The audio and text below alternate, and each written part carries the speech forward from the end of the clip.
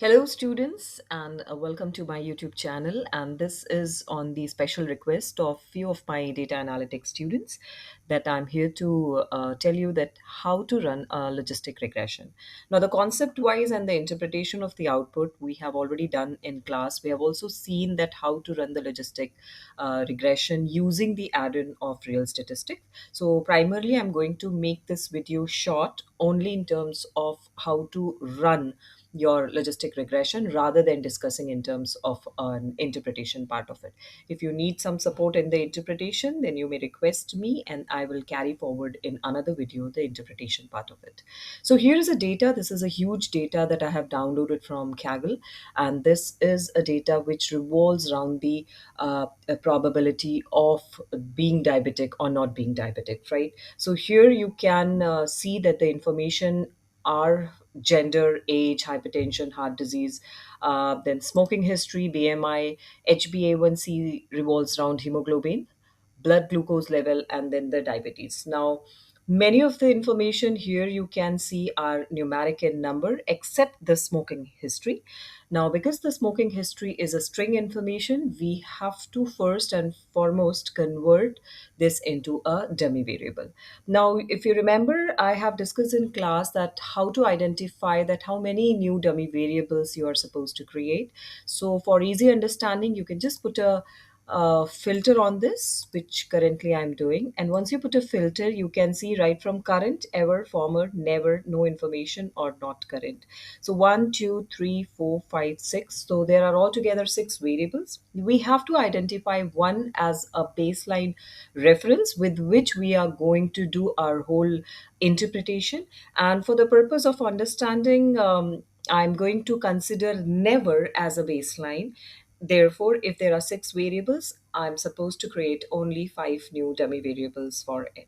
So let's get started to create the dummy variables. So I'm going to copy all of the information which is in numeric form, putting this under a separate table because this is what the selection we will be doing. And then from here on, I have to do this smoking history dummy variable. So I'm going to have this dummy variable, and the first one starts with current. So I'm going to create a smoking history. For the purpose of making the column small, I'm just taking it as smoking current. And then I'm going to code, say, smoking underscore. Let me check it out. What is it? It is ever. So I'm going to write it as ever. Similarly, I'm going to do it for smoking here. You can see former, no info, and not current. So I'm going to write it as former, then simply copy and paste. Because this is a big file, so maybe even your Excel might take some time. So kindly bear with it. So we have done it for former. Now I'm going to do it, say, no info, no info. Sorry. And then the current smoking current we have done. I think it's former. Okay, so former. So let's check it out. 1, 2, 3, 4, and 5. Let me run through once again. So we have created it for current, ever, former, no info, and not current. Okay, no info and not current. So instead of this is not current.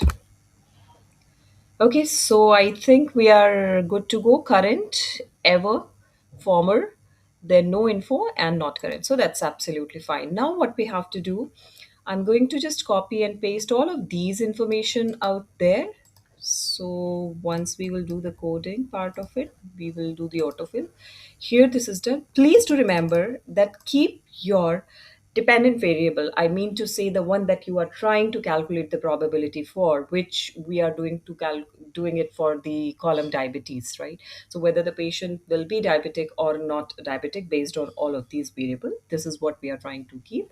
And therefore keep your the final output, the one that you wanted to calculate the probability for, is the diabetics, right? Okay, so now that we have copied it here and there, you can see the initial information and then the last information, whatever that is given as it is in the data set. I have copy and pasted, created in a new table. I have also created the heading for the dummy variables, and now I'm going to run the code for it. So it's very easy in one way to run because we'll be using the if function for it. So I'm going to write is equal to if. So we are looking here if this column is equal to, now we are creating it for current, so I'm going to write this for current and make it 0 else 1. This is done. Then similarly I'm going to just simply doing a drag and drop, and in order to do a drag and drop I'll be just changing few things out here. Okay, so now I'm into the second one. So the second thing, that there are two things that you have to remember, that what am I searching? So because this is a dummy variable forever, so I have date change this. And where do I find the information? So I can see that this is the information, right? E is the information, not F column. So I'm going to keep it as E. So this is done. Similarly, what I am searching as former, and where lies the column? So it's in E. Similarly, this is no info, so I'm going to change this to no info. I think, please check it out. No stands with sentence case, no info. So this is no info, and I do find this in E. This is done. And last one is not current. If I remember it correctly, it is not current. Well, if you're not sure about it, you can just quickly have a look. Not current. So yes, it is not current, and it lies in E. Okay. So in this way, all the dummy variables I have coded. Please make sure that you still remember this in exam, because sometimes I have seen the students struggle like anything. So here it is all done. All of the variables that you get to see are already changed. Sometime you wanted to ensure that it's absolutely the same thing that you have done, so you can drag and drop or whatever way it works for you. Dragging and drop will take lot of your time by the end of it, so it's up to you, whichever way you want it to work, whichever way it works for you. So like what is usually taken is autofill, and you can do this autofill. Once this autofill is there, then you can see 0 and 1. This is important for you to select 0 and 1. Similarly, check for all 0 and 1 and 0 and 1, right? So now your data is ready to run. And for those of you who do not know how to have this add-in of real statistics, I would suggest you to please go on to the realstatistic.com and download this add-in. Once you have downloaded this add-in, then you can connect this add-in using option.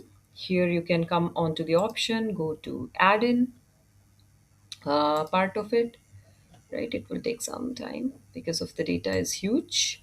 Here you can see that I'm here in the add-in, and then you can go on to browse, right? So you can go here, you can go back, browse wherever in download, especially it will be there. So you just simply connect it. So that's the way you need to connect to the add-ins. If you're not sure about it, you can put that in a comment, and I'll tell you how to do that in either a video or a chat. Okay, so now let's go back and run this. So I'm going to just remove this filters, and I'm going to select now, because we are dealing in huge data set. So you just select the first column, come down to the last, press shift and select the last value, right? This will help you to select the whole data set, which is, you can see, 100,000 observation which are there. Go on to add-ins. Here is a real statistics. Go to data analysis. Go to regression. Come to logistic and profit regression. Click OK. And then the output is already selected. Make sure that these things are enabled. And I wanted to have this, say, in some output range.